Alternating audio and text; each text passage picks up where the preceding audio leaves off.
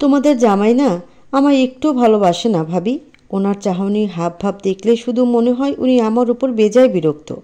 ননদের কথায় বিরক্ত হয়ে চোখ মুখ কুঁচকে নিল শম্পা। ভাবির এমন মুখভঙ্গি দেখেও জ্যোতির কোনো ভাবান্তর হলো না। উদাস কণ্ঠে বলল, আমার কেন জানি মনে হয় আমাকে বিয়ে করতে উনি বাধ্য হয়েছেন। হয়তো কেউ জোর করে আমার সঙ্গে ওনার বিয়ে দিয়েছে। আচ্ছা ভাবি, উনি কি অন্য কাউকে ভালোবাসে? শম্পা এবার মুখ খুলল, কর্কশ কণ্ঠে বলল, তোর স্বামী কি বাচ্চা ছেলে নাকি? এত বড় ছেলেকে জোর করে বিয়ে দেওয়ার সাধ্য কার আছে শুনি? তাহলে উনি কেন আমার সঙ্গে ঠিক করে কথা বলে না? কেন আমায় ভালোবাসে না? বিয়ের 1 বছর হয়েছে, যতবার আসিস এই এক কথায় বারবার বলতে বলতে আমার কান নষ্ট করে দিচ্ছিস। আচ্ছা, এসব আমায় বলে কি লাভ? সরাসরি তোর স্বামীকে জিজ্ঞেস করলেই তো হয়। জ্যোতি মন খারাপ করে বলল, অনেকবার ভেবেছিলাম প্রশ্নগুলোর উত্তর জানতে চাইব, কিন্তু ওনার সামনে গেলেই যে আমার ভয় করে, সব কথা অগোছলো হয়ে যায়। শম্পা আর কথা বাড়ালো না, নিজের কাজে মনোযোগ দিল। তরকারি কাটা শেষে রান্না বসালো চুলে। ভাবির নীরবতা দেখে জ্যোতি উঠে গেল সেখান থেকে। জোহরের আজান দিয়েছে তাই গোসল সেরে নামাজ পড়তে গেল। নামাজ শেষে মায়ের ঘরে এলো। জায়দা খাতুন শুয়ে আছেন বিছানায়। কয়েক বছর ধরেই প্যারালাইজড হয়ে বিছানায় পড়ে আছেন তিনি। মুখ বেঁকে গেছে, একা একা চলাফেরাও করতে পারেন না। শুয়ে বসেই দিন কাটে ওনার। অস্পষ্ট শব্দে মেয়ের উদ্দেশ্যে প্রশ্ন করলেন, ওই বাড়ির কারো লাগে কি ঝামেলা হয়েছে? ফিরবি কবে? জামাই অহনো আহে নাই?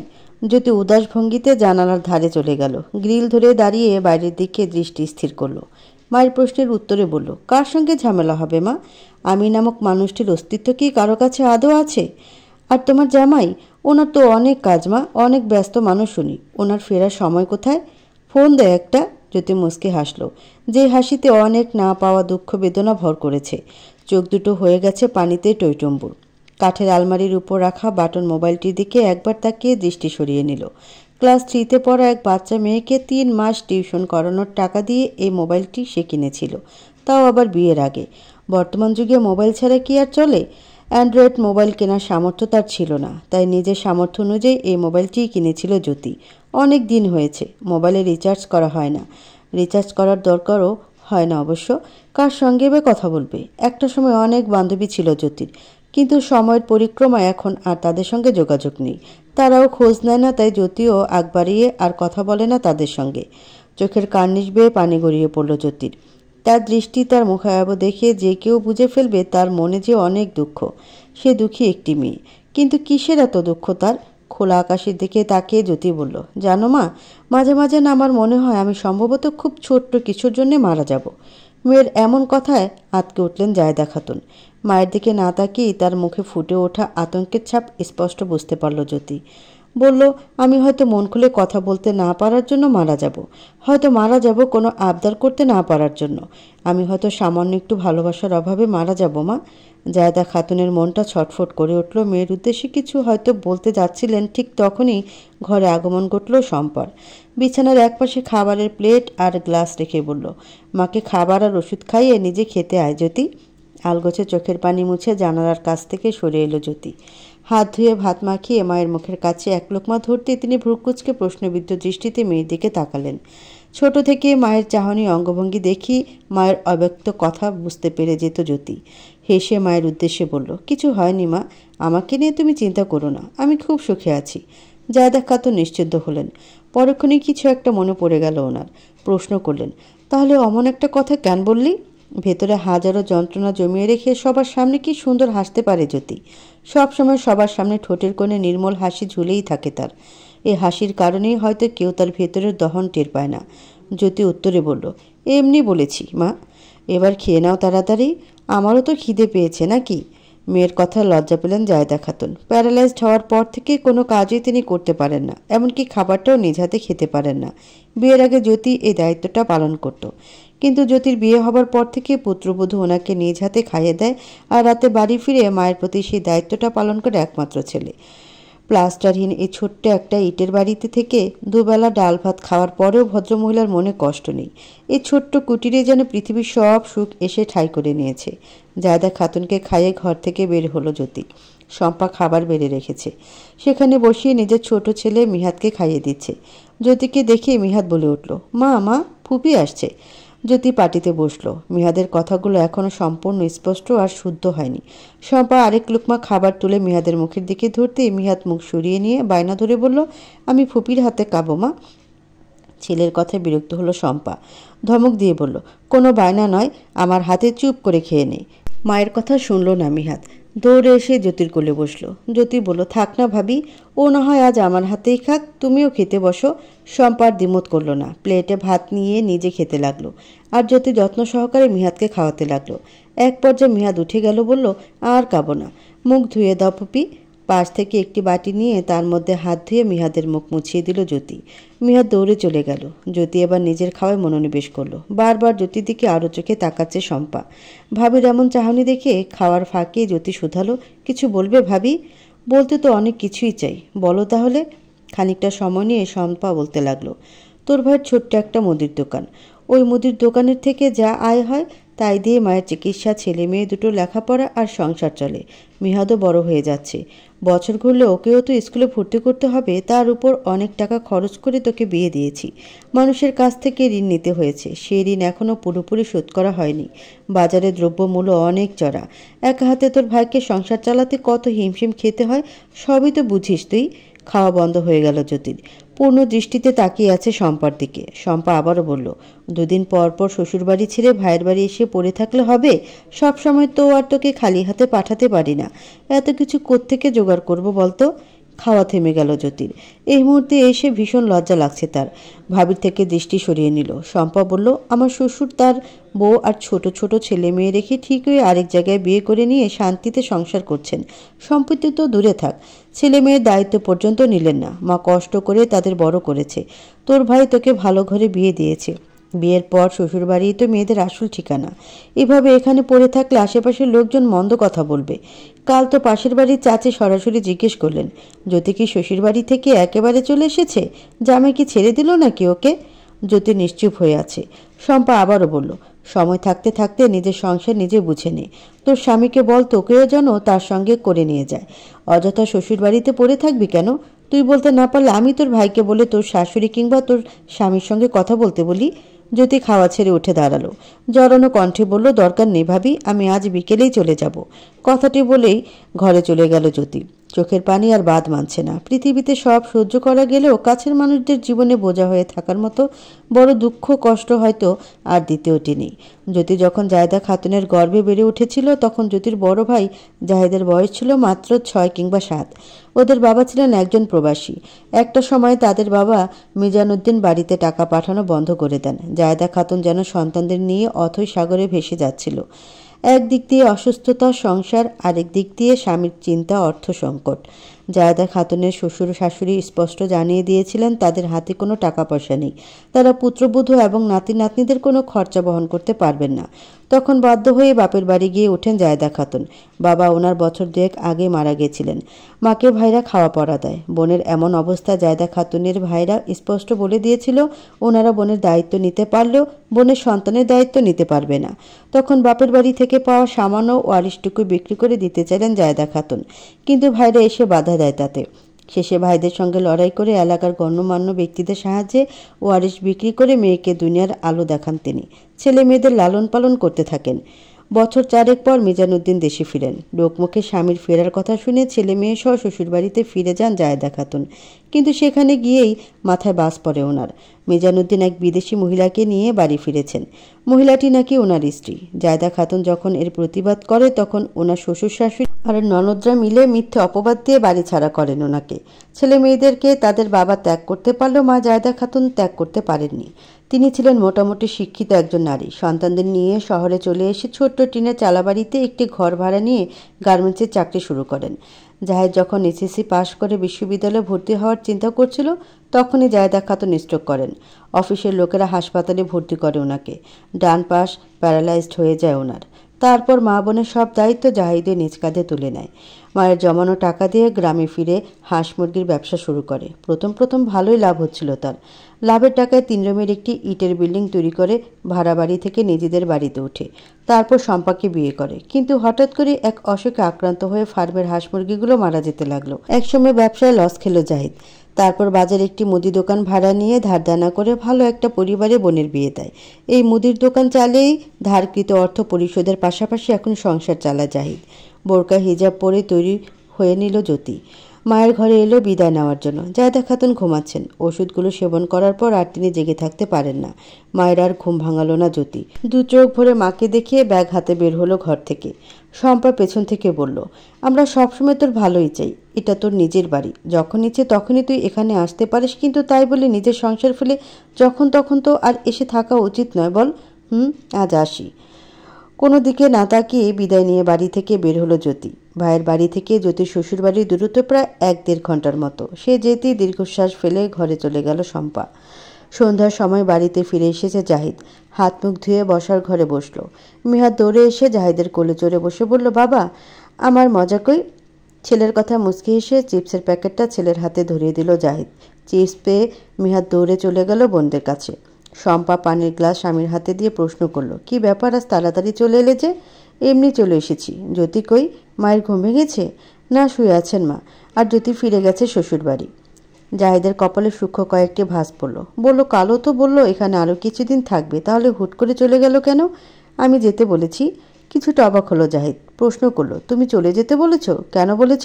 শম্পা মুখ ভার করে উত্তর দিল, মাসের অর্ধেক সময় ভাইয়ের বাড়ি পড়ে থাকলে নিজের সংসার চালাবে কে? আর তুমিই বা কি? বোনের বিয়ে দিয়েছ বলে কি বোনের প্রতি সব দায়িত্ব শেষ? কেন? আমি আবার কি করলাম? কি করলাম মানে? জ্যোতির বিয়ে দেওয়ার সময় ও শ্বশুর শাশুড়ি বলেছিল শোভন যেখানে থাকে বিয়ের পর জ্যোতিকেও নাকি তার সঙ্গে সেখানেই নিয়ে যাবে। অথচ বিয়ের 1 বছর পার হয়ে গেল, কই জ্যোতিকে তো নিল না। জাহিদ চোখ মুখ কুঁচকে নিল। বলল, বাদ দাও তো ওসব, ওদের পরিবারের ব্যাপার ওরাই বুঝে নেবে। ওদের পরিবারের ব্যাপার মানে? এর সঙ্গে আমাদের জ্যোতির জীবন জড়িয়ে আছে। যা করার এখনই করো। বেশি দেরি হয়ে গেলে আবার যেন তোমাদের মতো অবস্থা না হয় মেয়েটার। তোমার বাবার কালের কোনো জমি জমাও নেই যে মায়ের মতো জ্যোতি এসেও ওয়ারিশ বেচে জীবন চালাবে। কথাগুলো বলে মুখ বাঁকিয়ে চলে গেল শম্পা। জাহিদ এবার সত্যি চিন্তায় পড়ে গেল। ও, ফিরেছ তাহলে? এদিকে আমি তো ভাবলাম একেবারে ভাইয়ের বাড়িতে চলে গেছো আর হয়তো ফিরবেই না শ্বশুর বাড়িতে। সবে মাত্র বাড়ি পৌঁছেছে জ্যোতি। হল ঘর পার হওয়ার সময় শাশুড়ির কথায় পথিমধ্যে থমকে দাঁড়ালো সে। আনোয়ারা বেগম এগিয়ে এলেন। প্রসঙ্গ বদলে আদেশে সুরে বললেন, আধা ঘন্টার মধ্যে বাড়ির পোশাক ছেড়ে রান্নাঘরে এসো। জ্যোতি দুদিকে মাথা নাড়িয়ে আচ্ছা মা বলে ঘরে চলে গেল। আনোয়ারা বেগমও চলে গেলেন রান্নাঘরে। কপালে হাত রেখে চোখ জোড়া বন্ধ করে বিছানায় আদো শোয়ার মতো করে বসে আছে শোভন। ঘরের ভেতরে স্বামীকে দেখে চমকে গেল জ্যোতি। শুকনো ঢোক গিলে শব্দহীন পায়ে ভেতরে প্রবেশ করলো। ব্যাগটি মেঝেতে রেখে আলমারি থেকে কাপড় বের করে বাথরুমে ঢুকলো। কার উপস্থিতির টের পেয়ে চোখ মেলে তাকালো শোভন। মেঝেতে কাপড়ের ব্যাগ দেখতে পেল। বাথরুম থেকে পানির শব্দ আসছে। প্রতিক্রিয়াহীন পূর্বে নেয় আবারও চোখ বন্ধ করে নিল। পোশাক বদলে বাথরুম থেকে বের হলো জ্যোতি। আরও চোখে শোভনকে দেখিয়ে বাইরের কাপড়গুলো বেলকনিতে মেলে দিয়ে ঘর থেকে চলে গেল। চেয়ারের মধ্যে শরীর ছেড়ে বসে আছেন আনোয়ারা বেগম। খানবাড়ির বর্তমান কর্ত্রী তিনি।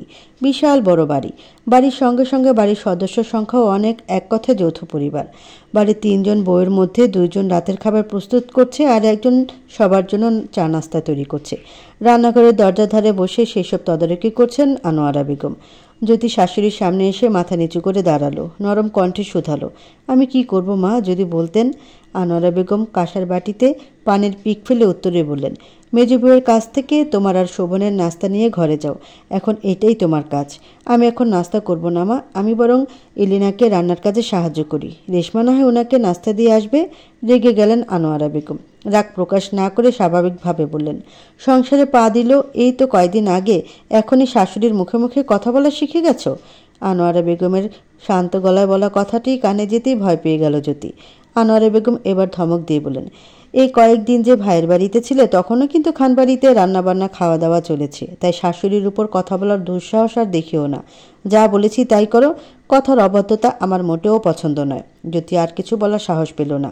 রান্নাঘরের ভেতরে ঢুকলো। এই বাড়ির মেজ বউ নীলা একটি ট্রেতে 2 কাপ চা আর চানাচুর বিস্কিট সাজিয়ে জ্যোতির হাতে দিল। জ্যোতি ট্রে নিয়ে ঘরের দিকে হাঁটা ধরল। আনোয়ারা বেগমের ছোট যা আবেদা বেগমের একমাত্র পুত্রবধূ হচ্ছে নীলা। আনোয়ারা বেগমের 2 ছেলে 2 মেয়ে। একটা মেয়ে সবে ক্লাস 10-এ পড়ে, আরেকটা মেয়ের বিয়ে হয়ে গেছে, তার ঘরে একটা ছেলেও আছে। শোভন হচ্ছে ওনার বড় ছেলে। ঘরে প্রবেশ করলো জ্যোতি। শোভন আগের মতোই শুয়ে আছে। জ্যোতি বিছানার একপাশে ট্রে রেখে বসলো। তাতেও শোভনের কোনো হেলদোল নেই। শোভনের এমন আচরণে মনে এক অজানা কষ্ট হানা দিল জ্যোতির। দৃষ্টি তার শোভনের দিকে। খানিকক্ষণ বাদে চোখ বন্ধ রেখেই শোভন শুধালো, তাকিয়ে আছো কেন, কিছু বলবে? ভরকে গেল জ্যোতি। একটা প্রশ্ন মাথায় এলো। ওনার তো চোখ বন্ধ, তাহলে জানলেন কিভাবে আমি যে ওনার দিকে তাকিয়ে আছি? ভাবনার মধ্যেই শোভন আবারও বলল, কি হলো? মা নাস্তা পাঠিয়েছেন, রেখে চলে যাও। এভাবে তাকিয়ে থাকতে হবে কেন? লজ্জা পেল জ্যোতি। নিজের চায়ের কাপটা হাতে নিয়ে বসা থেকে উঠে বেলকনিতে চলে গেল। ঘড়িতে এখন সন্ধ্যা 7:06। বাইরে অন্ধকার। আজ 3 দিন হলো বসন্তের আগমন ঘটেছে। মৃদু ঠান্ডা হাওয়া বইছে চারিদিকে। খোলা চুলগুলো উড়ে উড়ে চোখে মুখে এসে আছড়ে পড়ছে জ্যোতির। এই পরিবেশ, এই মুহূর্ত আচমকায় ভীষণ ভালো লাগছে তার। চায়ের কাপে চুমুক দিতে দিতে মুহূর্তটি অনুভব করতে ব্যস্ত সে। এই সময় হুট করে মনের মধ্যে একটি গানের লাইন উদয় হলো। চোখ জোড়া বন্ধ করে গুনগুন করে গাইতে লাগলো। সে কি দেখতে পেয়েও পায় না, নাকি দেখতে আমায় চায় না, তবুও সুযোগরা দেয় তারই ঘরে ডুব। কে দেখতে পায় না তোমায়? তার কি চোখ নেই যে এত বড় একটা মেয়েকে দেখতে পায় না? পুরুষালী কণ্ঠের কথাটি শুনে জ্যোতির ভীতু মন কেঁপে উঠল। শোভন হাত ভাঁজ করে বারান্দায় দরজায় হেলান দিয়ে দাঁড়ালো। লজ্জা চোখে মুখে রক্তিম আভা ফুটে উঠেছে জ্যোতির। মনে মনে ভাবছে, আমি যে গান গাইছিলাম তা কি উনি শুনে ফেলেছেন? জ্যোতির নীরবতায় বিরক্ত হলো শোভন। বুঝতে পারলো তার স্ত্রী লজ্জা পাচ্ছে। গম্ভীর কণ্ঠে বলল, ট্রেটা রান্নাঘরে রেখে এসো। হাঁপ ছেড়ে বাঁচল জ্যোতি। কোনো দিকে না তাকিয়ে দ্রুত শোভনের পাশ কাটিয়ে বারান্দা থেকে চলে গেল। শোভন দীর্ঘশ্বাস ফেলে দরজার কাছ থেকে বারান্দায় গিয়ে দাঁড়ালো। পকেট থেকে সিগারেটের প্যাকেট বের করে সিগারেট ধরালো। আবারও শাশুড়ির মুখোমুখি হলো জ্যোতি। আনোয়ারা বেগম পুত্রবধূকে পর্যবেক্ষণ করে বললেন, আবারও এখানে এসে দাঁড়িয়ে আছো কেন? নাস্তা শেষ, এবার কি করব মা যদি বলতেন। ঘরে যাও। মুখ ভার হলো জ্যোতির। যতই শোভনের থেকে দূরে দূরে থাকতে চায় ততই যেন তার শাশুড়ি মা তাকে পেছন থেকে ঠেলে সামনের দিকে এগিয়ে দেয়। নিজের শাশুড়ি মারা যাওয়ার পর থেকে এই বাড়ির করতে হয়েছে আনোয়ারা বেগম। ওনার কথার বিপরীতে কথা বলার সাহস এই বাড়িতে কারোর নেই। মলির মুখে আবারও ঘরে চলে এলো জ্যোতি। ঘর ফাঁকা। বুঝতে পারলো শোভন এখনো বারান্দায় দাঁড়িয়ে আছে। বারান্দা থেকে এক বিদঘুটে গন্ধ আসছে। জ্যোতি এগিয়ে গেল বারান্দার দিকে। শোভনকে সিগারেট খেতে দেখে বেশ অবাক হলো। বেশ কয়েকদিন হলো তাদের বিয়ের 1 বছর পূর্ণ হয়েছে, অথচ শোভনের এমন একটি বদভ্যাসের কথা জানা ছিল না তার। জানার কথাও অবশ্য নয়। শুধু এই কথাটি কেন, শোভন সম্পর্কে কিছুই যে জানা নেই জ্যোতির, কারণ শোভন সেই সুযোগটাই তাকে দেয়নি। ছোটবেলা থেকে মা আর ভাইয়ের কষ্ট দেখে জ্যোতির ইচ্ছে করত একদিন লেখাপড়া শেষ করে বড় একটা চাকরি করবে সে, তারপর সংসারের দায়িত্ব নিয়ে মা ভাইয়ের সব কষ্ট দূর করে দেবে। কিন্তু জ্যোতি তার সেই ইচ্ছেটা পূরণ করতে পারেনি। এইচএসসি পরীক্ষা শেষ হতে না হতে তার জন্য বিয়ের সম্বন্ধ আসে। ছেলে এবং ছেলের পরিবার ভালো হয় জাহিদ আর দেরি করতে চায়নি। মায়ের সম্মতি নিয়ে ধুমধাম করে বোনের বিয়ে দিয়ে দেয় শোভনের সঙ্গে। শোভন চাকরিসূত্রে চট্টগ্রামে থাকে। বিয়ের সপ্তাহখানেক পরে নববধূকে রেখে নিজের কর্মস্থলে ফিরে যায় সে। এই দূরত্বের কারণে শোভন সম্পর্কে জ্যোতির জানার পরিধিটা কম। তাদের মনে দূরত্বটাও হয়তো অনেক। জ্যোতি নরম সুরে বলল, ধূমপান করা স্বাস্থ্যের পক্ষে ক্ষতিকারক। এগুলো কেন খান? কি বিচ্ছিরি গন্ধ। জ্যোতির কণ্ঠস্বর শুনতে হাতের অর্ধ খাওয়া সিগারেটটা দ্রুত ফেলে দিল শোভন। এমনভাবে ঘরে এলো যেন এখানে কেউ যে আছে তা সে দেখতেই পায়নি। যতবার শোভন বাড়িতে ফিরে ততবারই জ্যোতিকে সে এভাবেই উপেক্ষা করে এসেছে। মাঝে মাঝে জ্যোতির খুব ইচ্ছে করে শোভনকে প্রশ্ন করতে, কেন আমার সঙ্গে এমন ব্যবহার করেন, কেন আমায় ভালোবাসেন না? কিন্তু গলা পর্যন্ত এসে আটকে যায় প্রশ্নগুলো। কেমন যেন অনুভূত হয়, হয়তো দুজনের মধ্যকার এত দূরত্বের কারণেই সাহস হয়ে ওঠে না মন খুলে কথা বলার। খানবাড়িতে রাতের খাবারটা সবাই একসঙ্গে করলেও শোভন বাড়িতে ফিরলে কখনোই সবার সঙ্গে খাবার খায় না। আজও তার ব্যতিক্রম হলো না। আনোয়ারা বেগম বড় একটা স্টিলের ট্রেতে খাবার সাজিয়ে জ্যোতির হাতে দিয়ে দিলেন। শোভনের সঙ্গে জ্যোতিও ঘরেই খেয়ে নেয়। এটাও আনোয়ারা বেগমেরই আদেশ। পুত্রবধূকে তিনি স্পষ্ট করে বলে দিয়েছেন, স্বামীকে রেখে নিচে এসে খাওয়ার দরকার নেই। যতদিন শোভন থাকবে ততদিন ওর সঙ্গে ঘরে বসেই খেয়ে নেবে। জ্যোতি তার বিপরীতে প্রশ্ন করেছিল, আচ্ছা মা, উনি সবাইকে রেখে একা ঘরে বসে খান কেন? আনোয়ারা বেগম সঠিক কোনো উত্তর দেননি, বরঞ্চ প্রসঙ্গ বদলে দিয়েছিলেন। তারপর থেকে জ্যোতি আর কাউকে শোভনের ব্যাপারে কোনো প্রশ্নই করেনি। শোভন নামক পুরুষটি তার কাছে বরাবরই কেমন এক রহস্যময় মানবের মতো। শোভন আজ বিকেলেই বাড়ি ফিরেছে, তাই আনোয়ারা বেগমের তত্ত্বাবধানে শোভনের পছন্দের সব খাবার রান্না করা হয়েছে। রাতের খাবার খেয়ে বিছানায় এসে লম্বা হয়ে শুয়ে পড়ল শোভন। জ্যোতি এঁটো বাসন নিচে রাখতে গেল, তারপর ইচ্ছে করে একটু সময় নিয়েই ঘরে এলো। ভাইয়ের বাড়ি থেকে ফিরে একটুও শুতে পারেনি সে। এখন বেশ ক্লান্ত লাগছে। মলির মুখে মেঝেতে বিছানা করার প্রস্তুতি নিল। আলমারির পাশ থেকে পাটিটা নিয়ে এলো জ্যোতি। পাটি বিছাতে যাবে তখনই শোভন বলল, আলাদা বিছানা করার দরকার নেই, খাটেই শুয়ে পড়ো। চমকে গেল জ্যোতি। শোভন বাড়িতে ফিরে জ্যোতির নিচে বিছানা করেই ঘুমায়, তবে নিজের ইচ্ছা নয় বরং শোভনের ইচ্ছায়। শোভন স্পষ্ট করেই একদিন বলে দিয়েছিল জ্যোতিকে, তোমার সঙ্গে এক বিছানায় ঘুমানো আমার পক্ষে সম্ভব নয়। জ্যোতি দাঁড়িয়ে দাঁড়িয়ে ভাবছে, ঠিক শুনেছি তো? শোভন ভ্রুকুচকে জ্যোতির দিকে তাকালো, বলল, আলোর মধ্যে আমি ঘুমাতে পারি না, দ্রুত লাইট অফ করে শুতে এসো। জ্যোতি এবার নিশ্চিন্ত হলো যে ঠিকই শুনেছে। দ্রুত লাইট নিভিয়ে শোভনের পাশে শুয়ে পড়ল। জ্যোতি শুতেই শোভন বলল, পাশে শুতে দিয়েছি বলে যেন রাতে আবার আমার শরীরে হাত পা উঠিয়ে দিও না, সঙ্গে সঙ্গে নিচে কিন্তু ফেলে দিব। এমন একটি কথায় প্রচণ্ড রাগ হলো জ্যোতির। ইচ্ছে করলো এখনই শোভনের উপর হাত পা উঠিয়ে দিয়ে বলতে, উঠিয়েছি হাত পা, এবার পারলে নিচে ফেলে দেখা। কিন্তু জ্যোতি পারল না কাজটি করতে, তাই দীর্ঘশ্বাস ফেলে চোখ জোড়া বন্ধ করে নিল। মুহূর্তেই ঘুম এসে হানা দিল জ্যোতি, পাড়ি দিল ঘুমের রাজ্যে। জানালার কাজ ভেদ করে আলো এসে ঘরের অন্ধকার দূর করে দিয়েছে। পিট করে তাকিয়ে পুরো ঘর পর্যবেক্ষণ করল জ্যোতি। শোভন ঘরে নেই, দরজার ছিটকিনিও খোলা। শোয়া থেকে উঠে দেয়াল ঘড়ির দিকে তাকালো, 7:13। জিভে কামড় দিয়ে জ্যোতি দ্রুত বিছানা ছেড়ে বাথরুমে চলে গেল ফ্রেশ হতে। মেজবউ নীলা এবং ছোট বউ এলিনা মিলে সকালে নাস্তা তৈরি করছে। নাস্তা তৈরি প্রায় শেষের দিকে। একটু সকাল সকালই খানবাড়িতে রান্নাবান্না শুরু হয়ে যায়, কারণ বড়দের অফিস, ছোটদের স্কুল আছে, তারা তো খেয়ে বের হবে। নীলা মুখ ভার করে এলিনার উদ্দেশ্যে বলল, এই বাড়িতে সারাটা দিন শুধু আমাদেরই গাধার মতো খাটতে হয়, এরপরও কারো মন পায় না। আর ওদিকে বড় বউ গায়ে হাওয়া লাগিয়ে শুধু ঘুরে বাপের বাড়ি গিয়ে পড়ে থাকে, অথচ কেউ কিচ্ছুটি বলে না। এলিনা জায়ের সঙ্গে তাল মিলিয়ে বলল, ঠিক বলেছেন ভাবি, তারপরে মা ওনার বড় বউকেই ভালোবাসেন। এখনও বড় বউ নিচে নামেনি, কিন্তু কারো তাতে হেলদোল নেই। ওর জায়গায় আমরা থাকলে দেখতেন কেমন করতো। কথাটি বলে বামে ঘুরতে এলিনা ভয় শুকনো ঢোকিল। জ্যোতি দাঁড়িয়ে আছে, ওদের সব কথাই শুনেছে সে। এলিনা আমতা আমতা করে বলতে লাগলো, আসলে আমি ওভাবে। জ্যোতি স্মিত হাসলো, এলিনাকে থামিয়ে দিয়ে রান্নাঘরের ভেতরে প্রবেশ করলো। বলল, কাল ও বাড়ি থেকে ফেরার পর অনেক ক্লান্ত লাগছিল, আর রাতেও একটু দেরিতেই ঘুমিয়েছিলাম, তাই ঘুম থেকে উঠতেও দেরি হয়ে গেছে। আজকে সন্ধ্যা নাস্তাটা না হয় আমিই তৈরি করে নিব, তোমরা তখন বিশ্রাম নিও। এলিনা এবং নীলার মুখে কোনো কথা নেই। শোভন ফজরের নামাজ পড়তে মসজিদে গেছিল। নামাজ শেষে চা খেয়ে বাড়িতে ফিরল। ছোট বোন রেশমি এগিয়ে এসে বলল, ভাইয়া, তোমাকে মা দেখা করতে বলেছে। কোথায়? মা ঘরে আছে, তোমাকে ওখানে যেতে বলেছে। রেশমি কথাটি বলেই চলে যাচ্ছিল। শোভন পেছন থেকে ডেকে বলল, রেশমি শোন। কি? আসলে মানে? রেশমি ভ্রুকুচকে নিল। ভাইয়ের দ্বিধান্বিত কথায় কয়েক সেকেন্ড তাকিয়ে তাকে পর্যবেক্ষণ করলো। হুট করে সবটা বুঝে গেল রেশমা। আশ্বস্ত করে বলল, বাবা বাড়িতে নেই, নাস্তা করে বাজার করতে বেরিয়ে গেছে। ও বলেই কোনো দিকে না তাকিয়ে আনোয়ারা বেগমের ঘরের দিকে চলে গেল শোভন। আনোয়ারা বেগম দোতলার বারান্দায় বসে পাঞ্জাবি সেলাই করছেন। শোভন দরজা জোরে জোরে 2 বার কড়া নেড়ে বলল, ভেতরে আসবো? ভেতর থেকে উত্তর এলো, এসো, আমি বারান্দায়। শোভন বারান্দায় চলে এলো। প্রশ্ন করল, পরশু রাতে ফোন করে তাড়াতাড়ি বাড়ি ফিরতে বললেন, অথচ বাড়িতে কিছুই হয়নি, তা কেন ডাকলেন? তা বলার জন্যই এখন ডাকলাম, চেয়ারটায় বসো। শোভন আনোয়ারা বেগমের পাশে চেয়ারে বসল, দৃষ্টি তার মেঝেতে। আনোয়ারা বেগম পানের পিক ফেলে বলার জন্য প্রস্তুত হলেন, বিয়ে করেছো 1 বছর হয়েছে, অথচ বউকে এখানে রেখে নিজে এত দূরে পড়ে আছো কেন? বিয়ে কি আমাদের জন্য করেছো নাকি নিজের জন্য করেছো? আনোয়ারা বেগমের কথা ভরকে গেল শোভন। উত্তরে কিছু একটা বলতে যাবে, তার আগে তাকে থামিয়ে দিয়ে আনোয়ারা বেগম আবারও বললেন, এবার আর তুমি একা ফিরছো না, বড় বউকে সঙ্গে নিয়ে তারপর ফিরবে। শোভন ঘোর প্রতিবাদ করে বলল, এটা কিন্তু কথা ছিল না। আমি কখনোই চাইনি আমার এই অগোছালো জীবনের সঙ্গে কাউকে জড়াতে, কিন্তু আপনি আমায় বাধ্য করেছেন বিয়েটা করতে। এখন আবার তাকে সঙ্গে করে নিয়েও যেতে হবে? মানুষ কখনো একা থাকতে পারে না। প্রতিটি মানুষেরই একজন সঙ্গীর প্রয়োজন হয়। তুমি মানো বা না মানো, তুমি আমার বড় ছেলে, তোমার প্রতি আমার দায়িত্ব আছে। তাই আমি নিজে বাছাই করে পছন্দসই মেয়ের সঙ্গে তোমার বিয়ে দিয়েছি। আশা করি স্ত্রীর প্রতি সব দায়িত্ব পালন করবে। আমি কি আমার দায়িত্ব পালন করছি না? প্রতি মাসেই তো সব খরচা পাঠাচ্ছি। খরচ পাঠালে কি স্ত্রীর প্রতি সব দায়িত্ব পালন হয়ে যায়? একটা মেয়ে কখনো খাওয়া পড়ার জন্য বিয়ে করে একটি ছেলের হাত ধরে অচেনা সংসারে আজীবনের জন্য চলে আসে না। অতীত ভুলে যেও না। তুমি কিন্তু তোমার বাবার পথই অবলম্বন করছো। বাবার মতো হইও না শোভন, জীবনে অনেক আফসোস করতে হবে। বসা থেকে উঠে ঘর থেকে চলে গেলেন আনোয়ারা বেগম।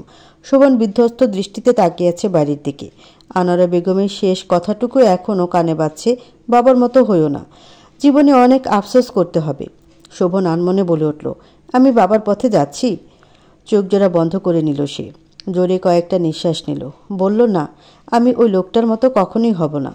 ঘরে শোভনের জন্য নাস্তা নিয়ে এসেছে জ্যোতি, কিন্তু ঘরে শোভনকে পেল না। বিছানা নাস্তা রেখে বের হওয়ার জন্য পেছনে ঘুরতেই কারোর সঙ্গে ধাক্কা খেল। কপাল ঘষে তাকাতেই শোভনকে দেখতে পেল। শোভন কিছু না বলে পাশ কাটিয়ে বাথরুমে চলে গেল। জ্যোতিও আর দাঁড়ালো না, চলে গেল নিচে।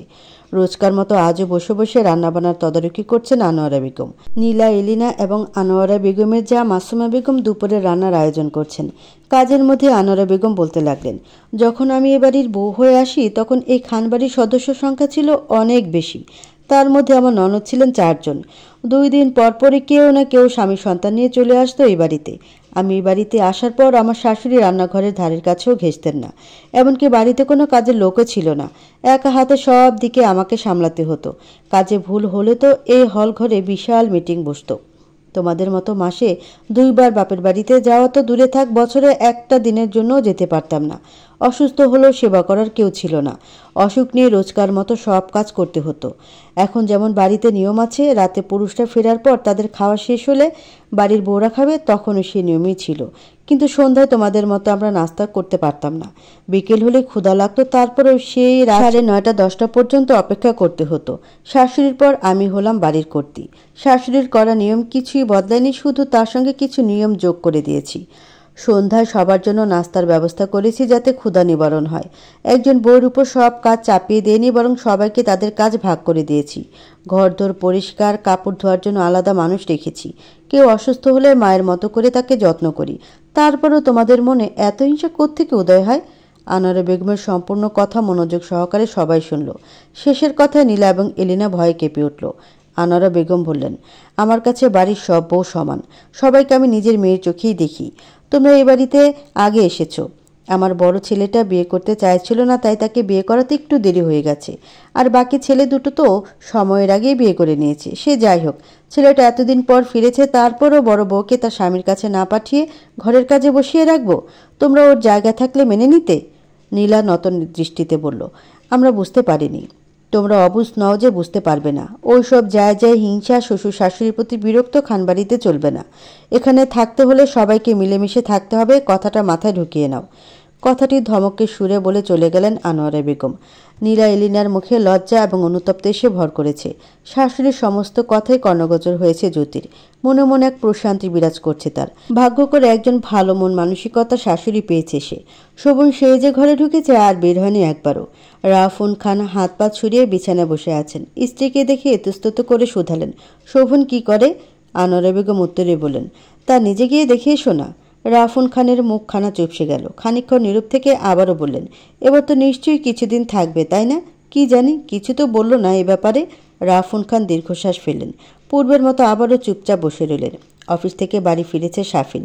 রাফুন খান এবং আনোয়ারা বেগমের ছোট ছেলে হচ্ছে শাফিন খান, অর্থাৎ এলিনার স্বামী। স্বামীকে ফিরতে দেখেই শরবত হাতে ঘরে হাজির হলো এলিনা। তাদের 3 বছরের ছোট্ট মেয়ে ইমা বাবাকে দেখে দৌড়ে এলো। শাফিন মেয়ের দিকে তাকিয়ে মুচকি হেসে বলল, আমার মাটা আজ জেগে আছে দেখছি, তা ব্যাপার কি? ইমা অভিমানী কণ্ঠে অস্পষ্ট শব্দে বলল, আম্মু মারছে। শাফিন ভ্রু কুঁচকে ফেলল। স্ত্রীর দিকে তাকে গম্ভীর কণ্ঠে বলল, কি ব্যাপার এলিনা, তুমি আমার মেয়েকে মেরেছ কেন? এলিনা শরবতের গ্লাস শাফিনের হাতে দিয়ে বলল, মেরেছি তো সেই দুপুরে। গোসল করতে গিয়ে পানি নিয়ে খেলছিল। পানি নিয়ে খেললে ঠান্ডা লেগে যাবে না বলো তো, তাই মেরেছি। শাফিন এক চুমুকে গ্লাসটির শরবত খেয়ে নিল। মেয়ের দিকে তাকিয়ে বলল, এটা তো ঠিক নয় মা।